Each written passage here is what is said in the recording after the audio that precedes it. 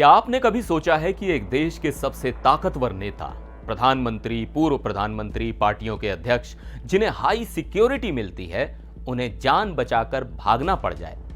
सोचिए, PM house में आग लग गई हो, नेताओं के घर तोड़े जा रहे हों और उन्हें बचाने के लिए हेलीकॉप्टर और सेना बुलानी पड़ रही हो। ये किसी फिल्म की कहानी नहीं, बल्कि हमारे पड़ोसी देश नेपाल की हकीकत है, जहां जेन जी यानी आज के युवाओं के गुस्से ने ऐसा भूचाल ला दिया कि पूरी सरकार हिल गई। तो अब वो बड़े बड़े नेता केपी शर्मा ओली, प्रचंड, शेर बहादुर देउबा, जो कल तक नेपाल की किस्मत लिख रहे थे, वो आज कहां हैं, किस हाल में हैं, क्या कर रहे हैं? आज के इस वीडियो में हम आपको बताएंगे कि नेपाल के ये भागे हुए नेता कहां छुपे हैं और अब आगे क्या होने वाला है।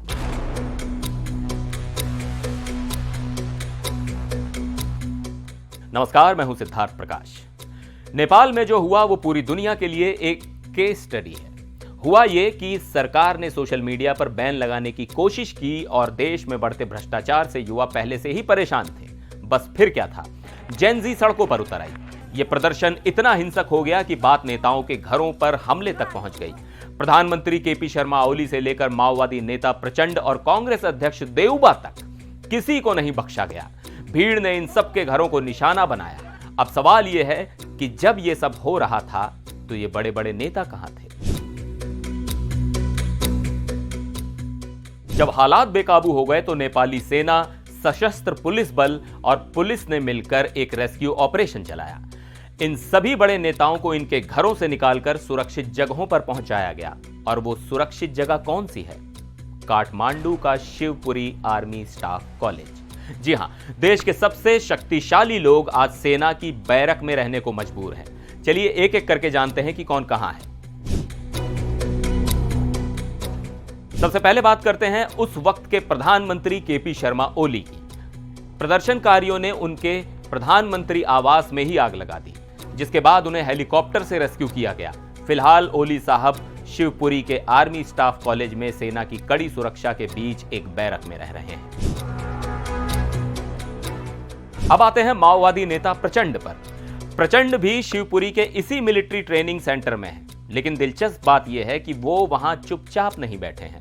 सूत्रों के मुताबिक प्रचंड ने वहीं से दूसरी पार्टियों के नेताओं से बातचीत का दौर शुरू कर दिया है, यानी सत्ता का खेल बैरक से भी जारी है।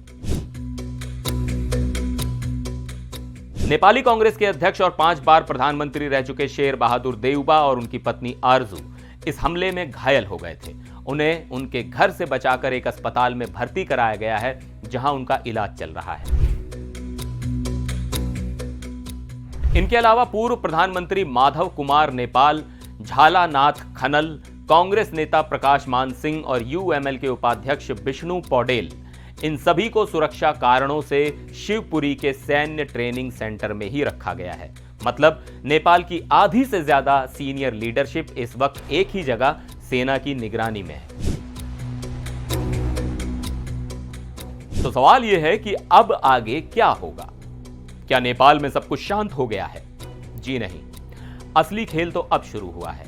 नेपाल में राजनीतिक तूफान अभी बाकी है। ये सभी नेता अपने अपने ठिकानों से, चाहे वो आर्मी बैरक हो या अस्पताल, एक दूसरे से बातचीत कर रहे हैं। ये लोग शांतिपूर्ण समाधान निकालने की कोशिश में हैं। इनका कहना है कि जेन जी की मांगों को संविधान के दायरे में रहकर ही पूरा किया जा सकता है। लेकिन क्या पार्टियां सच में बदलने को तैयार हैं? आइए जानते हैं किसने क्या कहा। कांग्रेस ने सबसे पहले युवाओं के सामने झुकने के संकेत दिए हैं। उनके महासचिव गगन थापा ने कहा है कि हम जेन जी की उम्मीदों के हिसाब से अपनी पार्टी को नए सिरे से गढ़ने के लिए तैयार हैं। मतलब कांग्रेस खुद को एक यूथ फ्रेंडली पार्टी के तौर पर पेश करना चाहती है। यूएमएल का कहना है कि प्रधानमंत्री ने इस्तीफा दे दिया है। अब जो भी समाधान निकले वो लोकतांत्रिक और संवैधानिक तरीके से निकलना चाहिए। वो लोकतंत्र और अपनी मल्टी पार्टी व्यवस्था को कमजोर नहीं होने देना चाहते। माओवादियों को डर है कि कहीं इस मौके पर अराजकता ना फैल जाए। उन्होंने कहा है कि अगर इस वक्त संविधान की रक्षा नहीं की गई तो सब कुछ खत्म हो जाएगा। तो तस्वीर बिल्कुल साफ है। नेपाल के बड़े बड़े नेता जो कल तक एक दूसरे के खिलाफ थे, आज जेन जी के गुस्से से बचने के लिए एक ही छत के नीचे सेना की बैरक में हैं। युवाओं ने अपनी ताकत दिखा दी है और अब इन पार्टियों पर खुद को बदलने का भारी दबाव है। ये देखना दिलचस्प होगा कि क्या ये पुराने नेता वाकई बदलते हैं या फिर ये सिर्फ तूफान के शांत होने का इंतजार कर रहे हैं। नेपाल एक ऐसे मोड़ पर खड़ा है जहां से उसकी राजनीति एक नई दिशा ले सकती है। आपको क्या लगता है, क्या जेन जी का यह आंदोलन सफल होगा और क्या ये नेता वापस सत्ता में आ पाएंगे? अपनी राय नीचे कमेंट्स में जरूर बताइएगा। फिर मिलेंगे एक और वीडियो में, तब तक के लिए नमस्कार।